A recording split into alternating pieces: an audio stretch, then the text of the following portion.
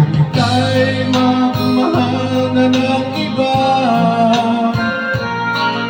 ano halaga ang mabuhay pa?